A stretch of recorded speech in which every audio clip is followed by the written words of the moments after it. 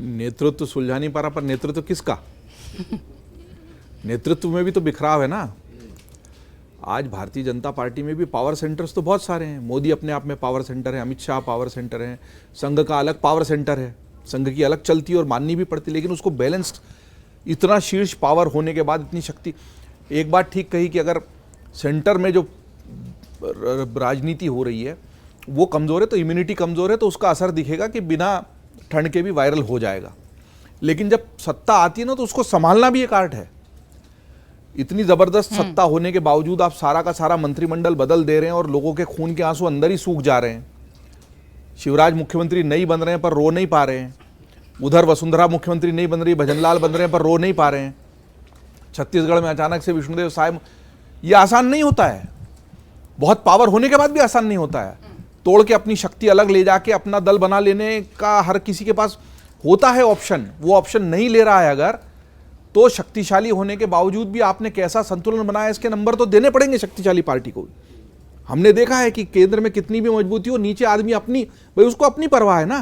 कम से कम बाहर दिखता तो नहीं है, अंदर जितना भी। भाई डीके शिवकुमार ने अगर संगठन के लिए दिन रात मेहनत की है, नीचे संगठन को जोड़ने से लेके ऊपर पार्टी को खड़ा करने तक, और ऐसे समय में जब कमल तो खिल ही चुका था ना कर्नाटक में, तो उसको फिर से मुरझा के और फिर से लाना, तो मेहनत तो उन्होंने की है।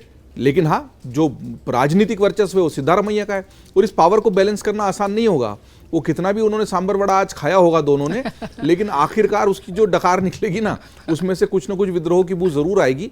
वो इसलिए आएगी क्योंकि वो डीके शिवकुमार को 2.5 साल का वादा किया गया था और वादा खिलाफी हुई है। वादा ही नहीं करना चाहिए था भाई, वादा करना ही गलत है, मैं इस बात से सहमत हूं। तो एक तरफ ऐसी पार्टी है जो पूरा मंत्रिमंडल बदल देती है, लोग नाराज होते हैं पर उफ भी नहीं कर पाते। एक तरफ ये है कि आपने 2.5 साल का वादा बिल्कुल ठीक करें शुक्ला जी, भाई गठबंधन हो तो कर दो, करना भी चाहिए। अपनी पार्टी में आपने पावर को बैलेंस करने के लिए उस वक्त एस्केप रूट ढूंढा। अब वो अगर आप सांप को मारे बिना आगे निकल गए तो पीछे से आके तो फन फैलाएगा ही ना। जहर निकाले बिना तो आप आगे नहीं बढ़ सकते उस सांप का। तो ये ऐसी मुसीबत है जिससे कांग्रेस को जल्दी ही छुटकारा मिलने वाला नहीं है। कांग्रेस के पास पहले से ही मुसीबतों की संख्या कम नहीं है, उसमें एक बड़ी मुसीबत जुड़ गई है। कुल जमा 3 राज्य हैं, उसमें से भी एक सबसे बड़ा जो राज्य है उसमें इस तरह के जो विद्रोह की खबरें आ रही हैं वो कांग्रेस के लिए परेशान करने वाली हैं। और कांग्रेस के जो नेता हैं उनको मजबूती दिखाकर इसका पटाक्षेप जल्दी ही करना चाहिए, नहीं तो ये विद्रोह जो है, ये विरोध जो है वो किसी भी दिशा में जा सकता है।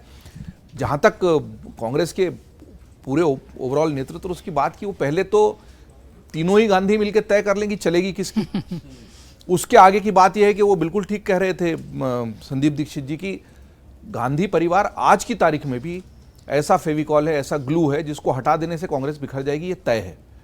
लेकिन वो सिर्फ ग्लू तक सीमित रहे और स्ट्रेटेजी कोई और बनाए, नेता कोई और हो, ऊर्जा कोई और भरे, तो फिर भी कांग्रेस के लिए भविष्य का हम कुछ संकेत देख सकते हैं। लेकिन जो ग्लू है वही पावर भी बना रहेगा, तो फिर ये तो खड़गे साहब खुद ही कह रहे हैं कि हम नेतृत्व से, उनका बेटा तो कह रहा है कि इनको पीएम बनाओ, इनको पीएम बना दो। अभी सीएम के लिए तो जीत नहीं पा रहे, पीएम बना दो।